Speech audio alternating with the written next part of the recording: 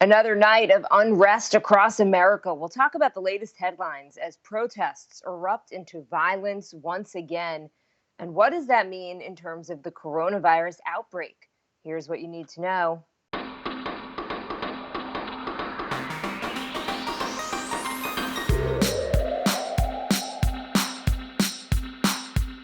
Good morning. This is Cheddar's Need2Know podcast for Monday, June 1st. I'm Jill Wagner with Carlo Versano. Hey, Carlo. Good morning. Jill, good morning. Welcome to June. We made it another month by the skin of our teeth here. Yeah, I was going to say barely. All right, let's get to the news because there's just so much going on. This was probably the darkest weekend in what was a dark month in a dark year in the history of the United States. For a sixth straight night, demonstrations that began as peaceful protests over the death of George Floyd turned violent in cities across the United States. The National Guard has been activated in 21 states, and several big city mayors have imposed curfews. Police in riot gear confronted protesters as fires burned near the White House for a third night. In New York City, looters smashed the windows of upscale stores in Soho as peaceful demonstrators marched across the Brooklyn Bridge. About 24 members of the media say that they were specifically targeted by police who fired rubber bullets and other projectiles. That's in several cities from Minneapolis to Louisville. The pictures of D.C. in particular, Carlo, that's what I woke up to this morning, and it's just incredible. It feels surreal, right? It feels like it's from another time. They took the lights off the White House. The White House is essentially dark, which is just not something you really see ever. So really unsettling. But yeah, there's just so much. There's so much to talk about. There's so much to. There's just this has a very 1968 feel to it, I think. And I wasn't alive back then. I wasn't even close to being alive back then.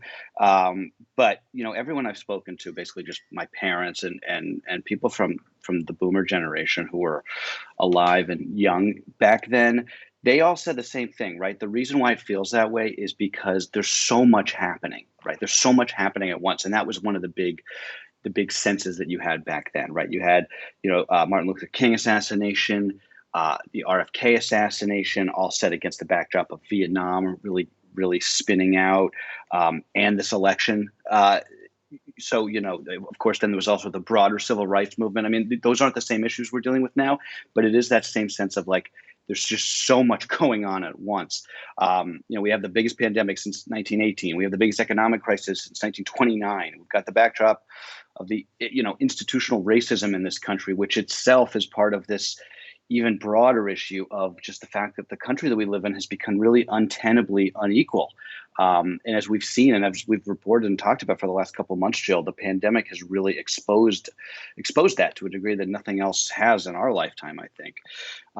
You throw in a president who sort of relishes pouring gasoline on this otherwise five-alarm fire, not to mention a Democratic challenger who is essentially MIA, hasn't really risen to the occasion, I don't think. We're just in uncharted territory. And I think that it all has to do with like, it's not like it's separate things, right? The pandemic has to do with the protests. Not to say that the protests obviously aren't about something specific, but would we be seeing riots and looting like this if 40 million people weren't out of work right now? Yeah, and if the pandemic didn't largely affect the African American community. Of course, right. Speaking of President Trump, he said this weekend that the U.S. would officially label the far-right Antifa movement a terrorist group. That's kind of, it's anti-fascist. That's what it's short for. Yeah. It's unclear what authority the federal government has to do that. Police in several big cities, including New York City and Philadelphia, say that anarchist groups like Antifa have been using the protests as cover to spark mayhem for their own causes, both on the far left and the far right. That's what's confusing all of this, right? Yeah, that's exactly. It's definitely confusing. It's really muddying the waters. I mean, here's the thing with Antifa. I've covered this group.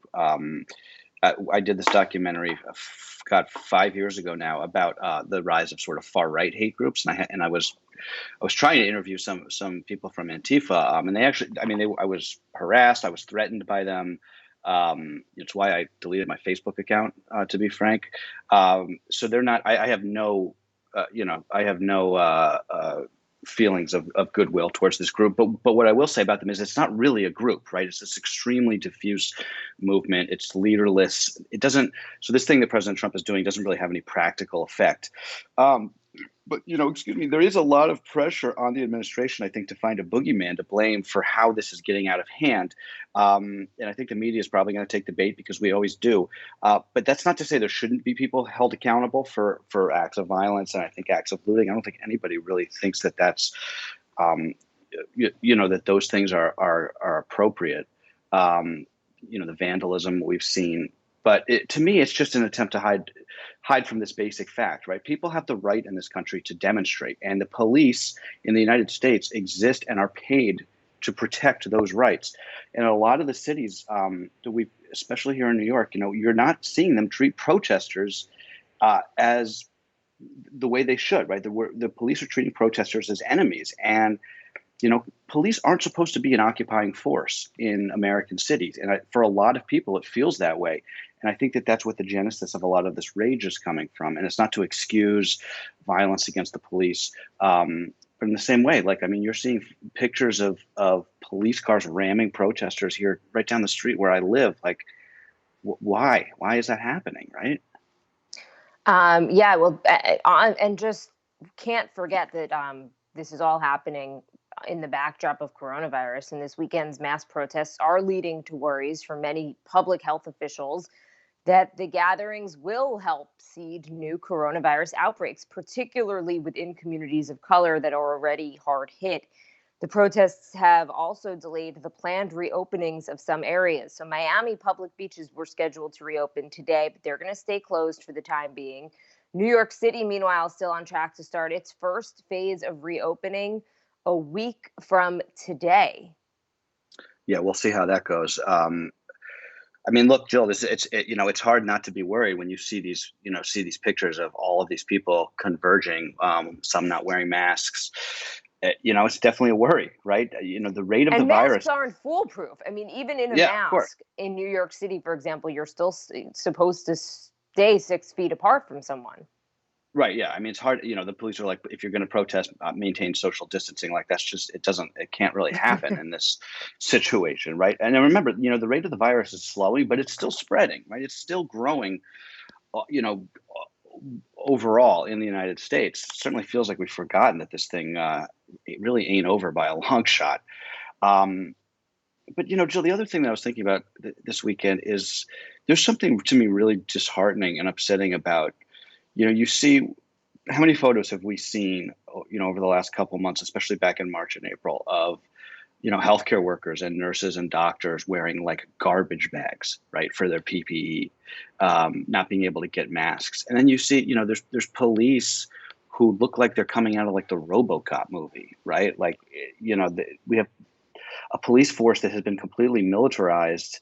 That's a whole nother issue. I don't even want to go off on that tangent right now, but it's there's something to that, right? What is it that we value in this country?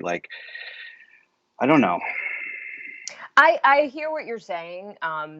In terms of the police, though, and look, they are also, and forgetting the protests, in many cases, because I've covered this a lot when I used to be field reporter, they are in many cases outgunned by criminals on the street. And I'm not talking about the protests. This is a totally separate issue. But when you have Right. regular citizens who are able to get their hands on assault weapons, Yeah, sure. you're talking a whole different situation, So, and that's in some cases what police walk into when they're dealing with whatever. Not this again, totally separate from the protests. No, I hear you, Jill. Yeah, But when I you're get just it. talking about in general, why do these police have what looks like a RoboCop uniform? But point taken, and in terms of where our resources go, where does this country spend its money? Studies have shown pandemics, for example, this kill a lot more people than war, but we spend a lot more money on our military than we do to beef up our health department. So point very well taken. The other thing I'm going to say, in terms of just the coronavirus and what we've seen, for some of these stores that have been looted, you're talking about small business owners in many cases who this could be the straw that broke the camel's back. I was on a Twitter feed of a woman who owns a store in Madison Avenue. It's an electronics store, and she said $100,000 was looted last night from it, and that's it. I mean, she was hanging on by a thread as it is. Now what? You see a Target and a Best Buy. Not that that's okay to target those stores, but at the same time, they'll probably be able to rebuild and be okay. These are publicly traded companies. I know you're right, Jill. I have no, and I just want to be clear. I have no tolerance for people who smash the windows of or graffiti small businesses right now. These people who are already like you just said, hanging by a thread. That is just not the way to do anything here, right?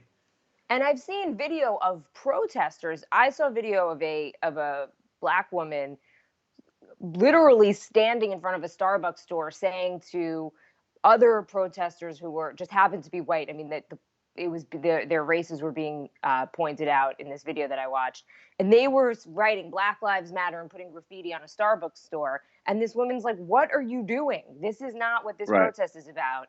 Nobody asked you to do that. Stop. This is what's going to give all of this a bad name." So the whole thing is just so incredibly complicated and right. Well, there are these outside agitators, right? I mean, there's clearly some level of people who are coming in, whether they're they go under the Antifa flag or whatever, that are doing this for their own purposes, right, and for their own causes. And the problem is that what's going to possibly happen is they will undermine the entire thing for the rest of the people, right? People who have been coming out to protest peacefully. The mayor of Atlanta, Keisha Lance Bottoms, who's an African American woman, and just, I mean, she's fabulous. And she came out and she even said that there was a lot of protesters that were in her city that clearly were not from there. She said that clearly they didn't know the streets, they didn't know where they were going. And she made a very, very emotional plea for them to stop, to just peacefully protest, but stop with the violence. I mean, they were on Friday night. They were tagging the CNN. I mean, they were inside the CNN building in Atlanta. Like, what good is that? CNN, had a Black reporter that was arrested covering these protests in Minneapolis that same day. Like, oh, I don't know. Also, I wanted to just quickly point out, and then we do have to keep it going. John Lewis, civil rights icon, he is calling as well. He says for love, peace, and nonviolence. He said, never ever give up on any of our brothers and sisters. We're one people, we're one family. We all live in the same house, not just the American house, but the world house. But he also is saying, this is not the rioting, looting, burning is not the way. You should organize, demonstrate, sit in, stand up, and vote. That's the key thing. All right, Carlo, let's move on to other historic news from over the weekend. NASA astronauts Bob Behnken and Doug Hurley have spent their first night aboard the International Space Station. SpaceX's Crew Dragon arrived at the ISS on Sunday after an uneventful flight, so that's considered a good thing, following the historic launch from Cape Canaveral on Saturday. I watched, Carlo, I'm assuming you watched also? Yeah, it was cool. I think, like you said, like uneventful flight when it comes to launching into space is just what you want, right? So this was, by all accounts, I want an uneventful flight every time I fly, actually, not just space. That's a good point. But yeah, I mean, I got to say, these guys picked a good time to get off this planet. But in all seriousness, this was, certainly a moment of respite, I think, in an otherwise really anxiety-producing weekend, at least for me. But SpaceX has successfully completed now one of its original goals, which was to bring human beings into space. They still have to get them home safely, but credit where credit is due. Like, Elon Musk invented this company in 2002. No one thought it had any chance of being anything other than just like a vanity project, and he got astronauts to the space station. So hats off to this guy and to all the people working on this. Now it's Mars. I think that's always the ultimate goal has always been to get astronauts to Mars. Yeah, I mean, let's just take the space station for right now. But I loved also that there was a woman who was kind of doing all the communication and counting down. I loved hearing a female voice behind that. Yeah, for sure. All right. Well, baseball returned in 2020. Time's running out for the players and owners to reach an agreement on salary and other issues for an abbreviated season to start next month. Some MLB owners are reportedly perfectly willing to pull the so called nuclear option, which is cancel the season altogether rather than agree to the players' demands of a prorated salary structure. Yeah, this is sort of becoming the story in sports to watch now, and the owners I think are about to make a very short-sighted mistake that they will come to regret. Because I mean, look, you're talking about neither side in this is particularly people that you need to like feel like you have sympathy for. Owners are billionaires, the players are millionaires. But the billionaires are not owners are just not playing their cards right, I think, right now. And if you think that anyone is going to give you the benefit of the doubt when you cancel a season right now because of a salary issue, like that's just not going to happen.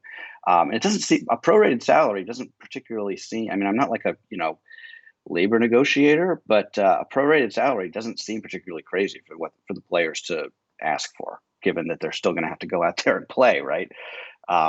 So I don't know. I mean, I think if you have to cancel this season because you have to you have to figure out how to do it safely, and you can't, then that's one thing. But if you have to cancel it over money issues, people are going to be really upset, and I'd be one of them.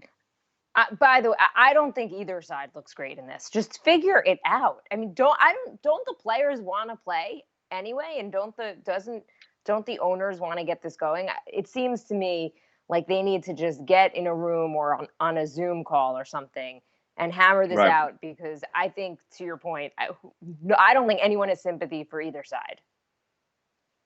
No, this is going to make the I lockout of certainly don't. or look bad. It look like nothing in comparison if they can't get this worked out. All right, let's end this podcast on some good news. Carlo, what do you have? Okay, my favorite story from the weekend is out of Flint, Michigan, where the sheriff of Genesee County, this guy's name is Chris Swanson. There's video I put in the newsletter today, but you've probably already seen it on social media. He gets between the demonstrators and some of his police and riot gear, takes off his helmet, puts his gun down, and says to the crowd, the only reason we're here is to make sure that you've got a voice. The crowd starts chanting, "Walk with us, walk with us." And Officer Swanson does just that. He marches with the demonstrators. It's just it's a great example, and I think a worthy example for us to end on. That not all cops are bad, and not all protesters are rioters. And when the two sides can sort of see each other as equals, I think is that's how you fix something as endemic as what we're seeing now, right? And I More saw people a like this video of guy. that. Actually, other police departments in Orlando, they did something like that in other cities as well. And even just you telling us, narrating what happened, I kind of got the chills, because Yeah. we do need more of that right now. Okay, so my good news is a little bit personal good news. I have a new Ooh. niece. Oh, get Late out of Saturday here. night. Yeah, late Saturday night in Brooklyn, my sister-in-law went into labor. My brother drove them to the hospital, which was in Manhattan. And minutes later, the youngest, Wagner, was born a couple weeks early, about 3 weeks early. So still, we do not have a first name yet. But to get to the hospital, they had to drive over the Brooklyn Bridge, which at one Yeah. point in the night was taken over by protesters, but they made it okay, not a problem. Then they had to get to the hospital. They had to wear face masks. My brother couldn't be in the room for most of the delivery because of COVID concerns. My parents can't meet their grandchild for at least 2 weeks. Neither can I meet her. Right. But despite where we are right now as a society, I will just say nothing but joy and happiness, because this is Oh, just Mazel. pure good news. And I think it got me thinking about all of the babies being born into this crazy world right now.